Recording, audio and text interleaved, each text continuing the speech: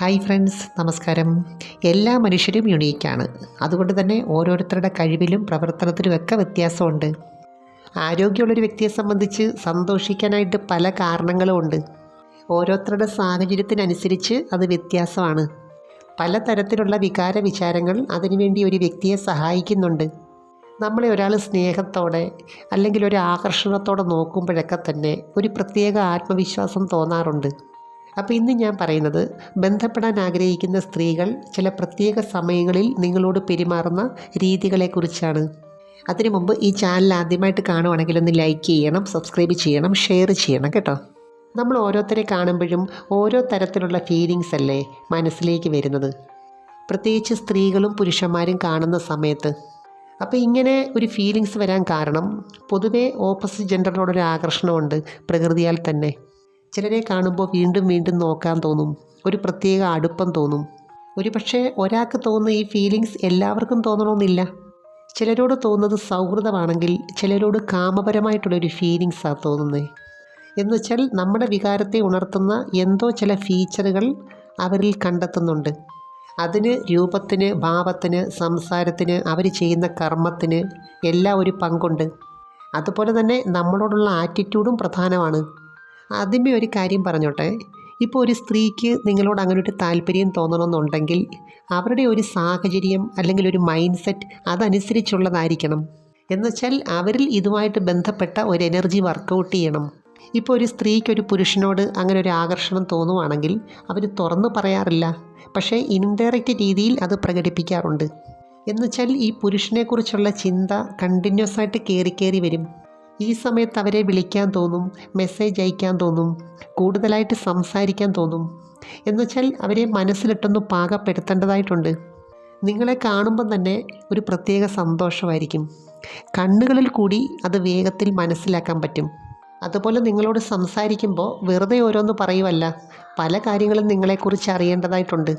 നിങ്ങളുടെ life style എന്താണ്, നിങ്ങളുടെ രീതികൾ എന്താണ്, നിങ്ങളുടെ ഇഷ്ടങ്ങളൊക്കെ എന്താണ്, അതുപോലെ നിങ്ങൾക്ക് അവരോടുള്ള മനോഭാവം എന്താണ് എന്നുവെച്ചാൽ നിങ്ങൾ ഏത് രീതിയിലാണ് അവരെ നോക്കിക്കാണുന്നത്, ഇതൊക്കെ അവർക്കറിയണം. അതുപോലെ നിങ്ങളുടെ ലൈംഗിക ജീവിതം എങ്ങനെയാണ് എന്നറിയാനുള്ള ഒരു ആകാംക്ഷയുണ്ട്. കുറച്ച് മോഡേൺ ആകാനും നിങ്ങൾക്ക് ഇഷ്ടപ്പെട്ട വസ്ത്രം ധരിക്കാനും പ്രത്യേകം ശ്രദ്ധിക്കും.